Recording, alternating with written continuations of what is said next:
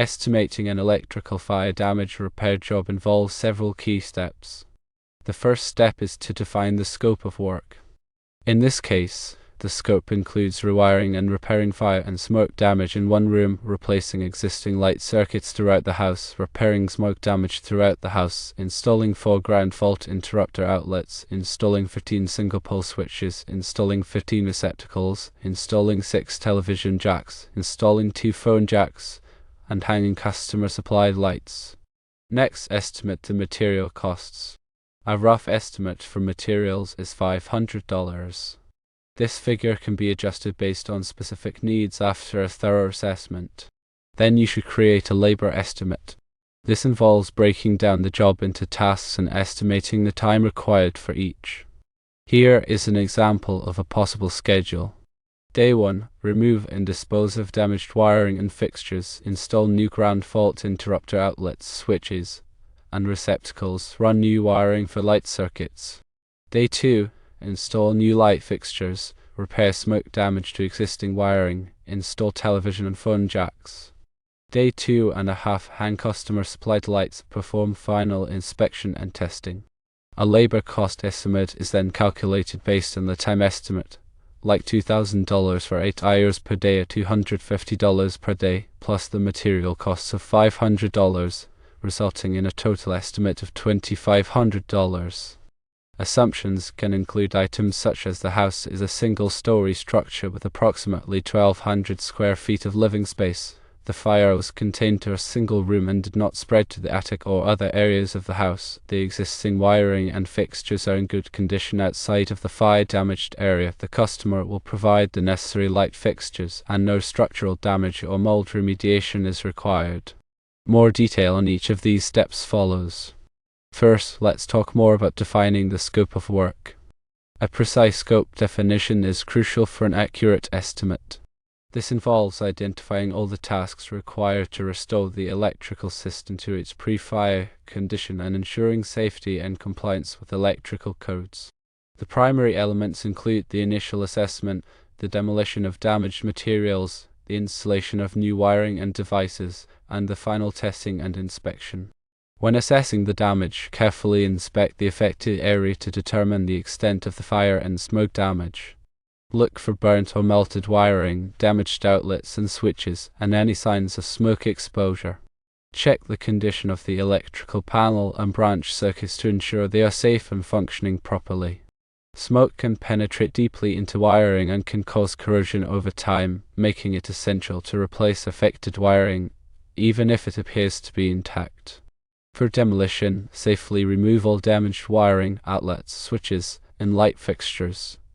Take precautions to avoid electrical shock, such as turning off the power to the affected circuits before starting any work. Dispose of the damaged materials according to local regulations. Ensure all debris is cleared from the work area to provide a safe and clean environment for the installation of new wiring and devices. Installation involves running new wiring to replace the damaged circuits. Use appropriate wiring methods, such as non-metallic sheath cable or electrical metallic tubing, according to the National Electrical Code and local building codes. Install new outlets, switches, and light fixtures according to the customer's specifications and code requirements. Ensure all connections are secure and properly grounded. Ground fault interrupter outlets are essential for safety in areas such as bathrooms and kitchens. In terms of final testing and inspection, after completing the installation, thoroughly test all circuits to ensure they are functioning correctly. Use a multimeter to check for proper voltage and current. Verify that all ground fault interrupter outlets are working correctly by using a ground fault interrupter tester. Conduct a final inspection to ensure that all work meets code requirements and is safe for the occupants of the house. Next, let's talk more about estimating material costs. Accurate material cost estimation is vital for an overall project budget. Common materials include wiring, conduit, outlets, switches, light fixtures, ground fault interrupter outlets, junction boxes, connectors, and miscellaneous supplies. When calculating the wiring needs, measure the length of wiring required for each circuit, allowing for extra length to make connections. Use the appropriate gauge of wire for each circuit based on the amperage rating of the circuit breaker or fuse. Consult the National Electrical Code Table 310.15b16 for allowable ampacities of insulated conductors. Consider using a wire pulling lubricant to make it easier to pull wires through conduit. For outlets and switches, select high-quality outlets and switches that meet Underwriters Laboratories standards. Use tamper-resistant receptacles in areas where children are present. Choose switches that are rated for the appropriate voltage and current. Ground fault interrupter outlets are required in bathrooms, kitchens, and other wet locations. For light fixtures, estimate the cost of the new light fixtures that the customer will be providing. Include the cost of mounting hardware and connectors. Consider using energy-efficient light fixtures such as light-emitting diode fixtures to reduce energy consumption and save the customer money on their electricity bill. When determining the number of junction boxes, calculate the number of junction boxes needed to make splices and connections. Use the appropriate size junction boxes for the number of conductors and splices. Ensure that all junction boxes are accessible and comply with code requirements.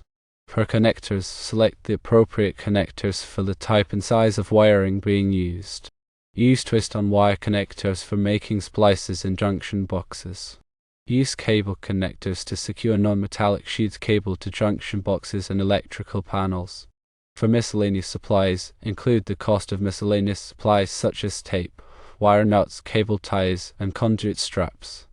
Add a contingency to cover any unexpected material costs that may arise. Keep receipts for all material purchases to track expenses and ensure accurate billing. Now let's talk about labor cost estimation. An accurate labor cost estimation depends on understanding the time required for each task and the hourly rate of the electrician.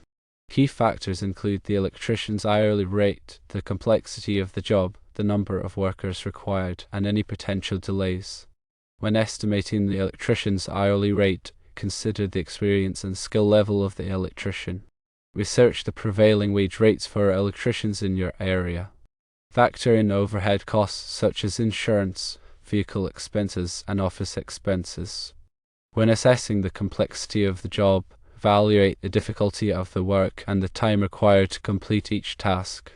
Consider the age and condition of the existing wiring and fixtures.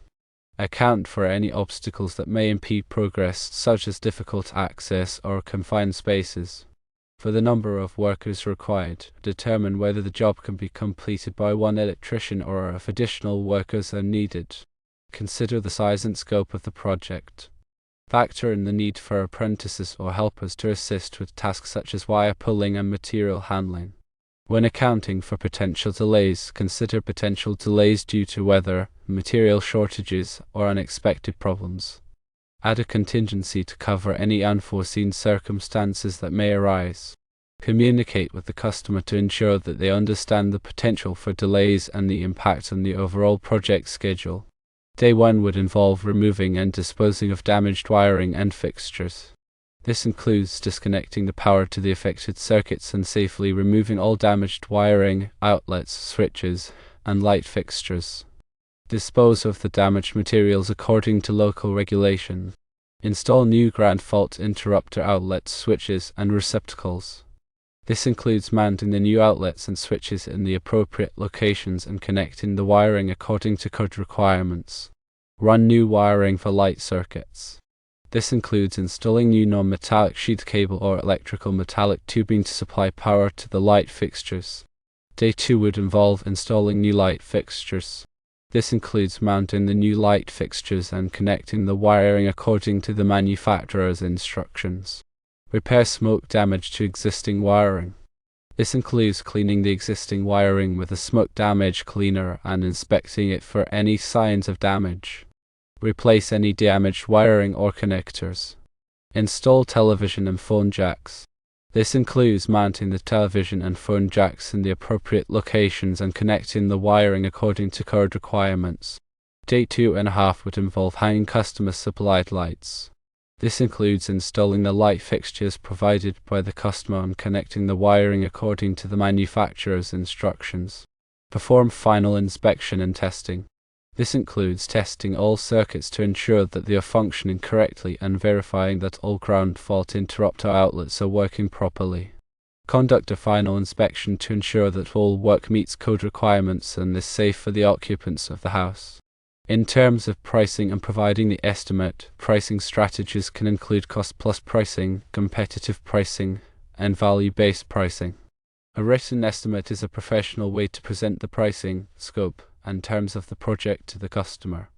When using cost-plus pricing, calculate the total cost of the project, including materials, labor, and overhead. Add a markup to cover profit and contingencies.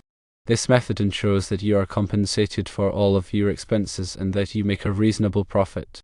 For competitive pricing, research the prices that other electricians in your area are charging for similar projects. Adjust your prices to be competitive while still ensuring that you are making a profit. This method can help you win bids and attract customers. With value-based pricing, focus on the value that you are providing to the customer. Highlight the benefits of your services, such as your experience, expertise, and commitment to quality. Charge a premium price based on the value that you are delivering. A written estimate should include the scope of work, a detailed list of materials, labor costs, total cost, payment terms, and a timeline. When presenting the estimate, be professional, courteous, and transparent. Explain the scope of work and the reasoning behind your pricing. Answer any questions that the customer may have and be willing to negotiate if necessary. In the estimate, clearly outline the scope of work that will be performed. Provide a detailed list of all materials that will be used, including quantities and prices.